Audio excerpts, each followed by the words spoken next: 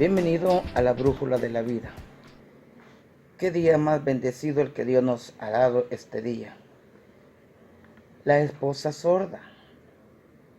Cierto día, un esposo muy preocupado porque creía que su esposa no oía bien, la llevó al médico.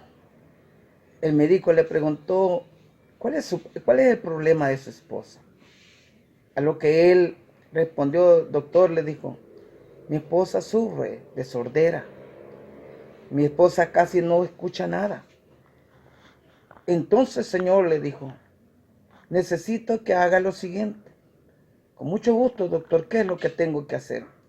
Antes de traerla a la próxima consulta, necesito que haga un test familiar para facilitar el diagnóstico. Usted le va a hablar a cierta distancia. Háblele en un tono normal hasta que logre determinar la distancia en que ella puede escuchar. Muy bien, doctor, le dijo. Está bien, doctor. Y cuando usted venga, le dice el médico, me dirá a qué distancia ella logró escucharlo. Está bien, dijo el esposo. Por la noche, cuando la esposa preparaba la cena, el esposo decidió hacer el experimento, decidió hacer el test. Midió la distancia, la separación que había entre la esposa y él, y pensó, estoy a 15 metros de distancia. Voy a probar si mi esposa escucha. Y el esposo le habló y le dijo, María, ¿qué tenemos hoy para cenar? Pero en lugar de haber una contestación, hubo un total silencio. Y no oyó nada, no escuchó nada. Entonces se acercó a 10 metros. María le dijo, ¿qué hay para cenar? No hubo una respuesta, sino un total silencio. Por último, el esposo se apoya sobre el hombro de su esposa y vuelve a preguntarle. María le dice al oído, ¿qué tenemos en esta noche para cenar? Ella amablemente y con una sonrisa en sus labios le contesta, pollo, mi amor. Te he contestado que hay pollo para cenar 4 veces. Y tú no has podido contestarme. Mire, amado, muchas veces pensamos que el problema ocurre con los demás.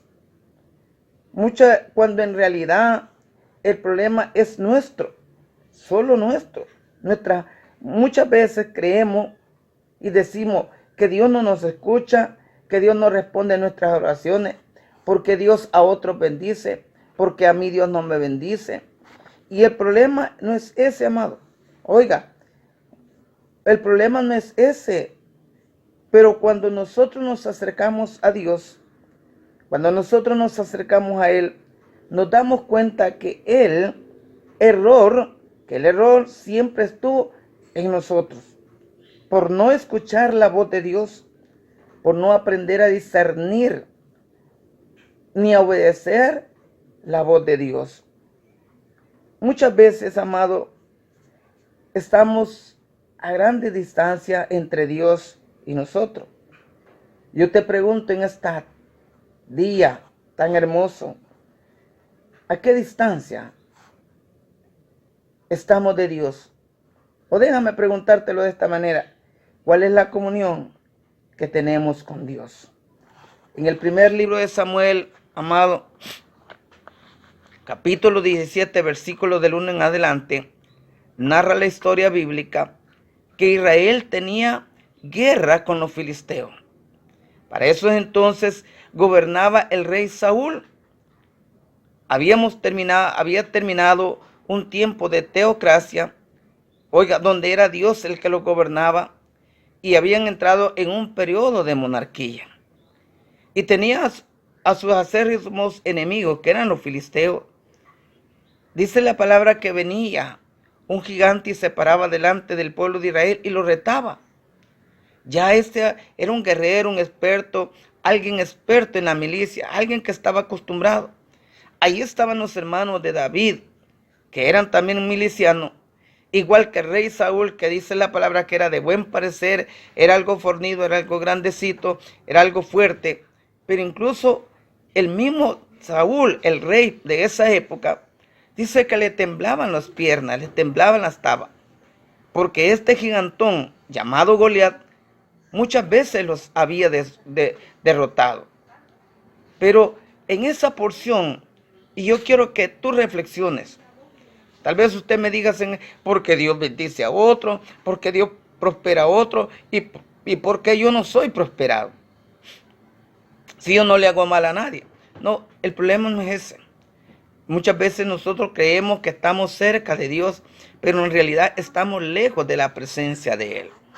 Mira, ¿cómo es posible que un joven de aproximadamente 16 años le diera una gran lección tanto al rey como al ejército hebreo? Pero quiero destacar 4 cosas bien importantes en esta tarde. ¿Por qué David pudo derrotar a Goliat? Número 1, David tenía una estrecha comunión con Dios. O sea, estaba cerca de Dios. Conocía quién era Dios. Mientras sus hermanos estaban en el campo de batalla, mientras sus hermanos estaban preparándose para la guerra, David preparaba su corazón para adorar, para exaltar, para glorificar el nombre de Dios. Mira qué diferencia. Cuánta gente afuera se prepara y brinda su corazón, brinda sus talentos y se los da al mundo, pero no se prepara para adorar y para servir a Dios. En segundo lugar, en esa porción de la palabra vemos, amado, David cuando llega y lo mandan a dejar comida para sus hermanos, David desde el momento en que ve al gigante dice, yo puedo. Yo, dice, era pastor de mi padre, cuidaba las ovejas, si venía un león yo lo derrotaba, si venía un oso también, si venía, yo lo hacía. Ahora, ¿en qué basaba este jovencito de 16 años su conocimiento, su seguridad? En que él confiaba en Dios. Mientras sus hermanos estaban en el campo de batalla, David estaba en la montaña. David estaba teniendo comunión. David estaba alabando al Señor. Por eso el rey David, llamado el cantor de Israel, el salmista de Israel. Entonces, amado, ¿qué tenía? ¿Qué lo incitó? ¿Qué lo llevó a asegurar que él podía derrotar a Goliat? La confianza que él tenía en Dios. Y esa es la confianza que yo en esta tarde quiero despertar en tu corazón. A que aprendas a confiar en Dios.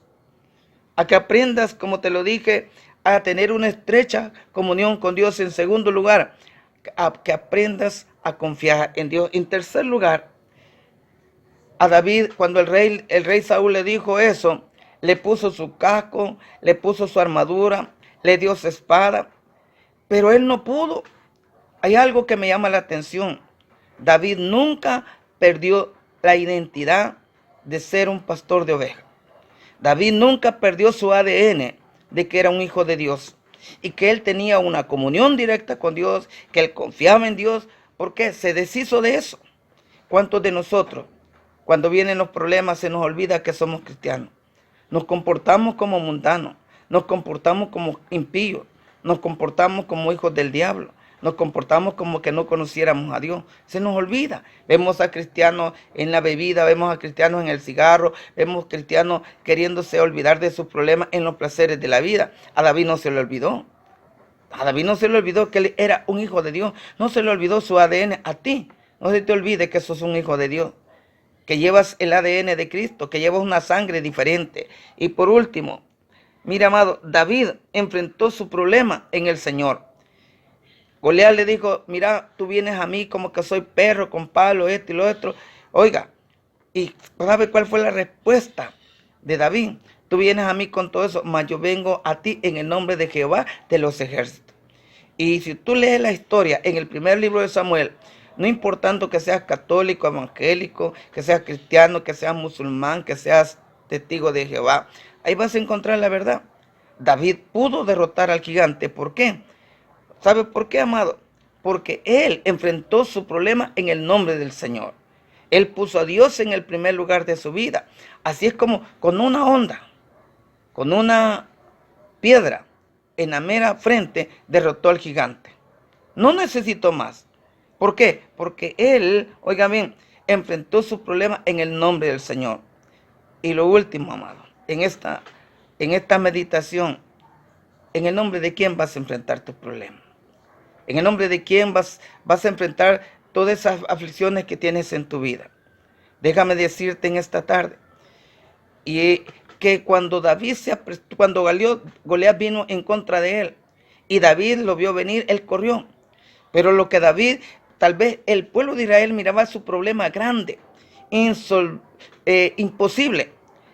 Goliat vio a David, pero lo que Goliat no vio es que quien sostenía la mano de David, quien es el que disparó la onda, no era David, era la presencia de Dios. Dios es el que le ayudó a David a derrotar al gigante allá en el primer libro de Samuel, capítulo 17, del 1 en adelante. Que Dios te bendiga en esta tarde. Hasta pronto en la próxima reflexión. Bendiciones y no te olvides sintonizar, buscarnos a través de la página La Brújula de la Vida. Dale like, compártelo. Que el Señor te bendiga.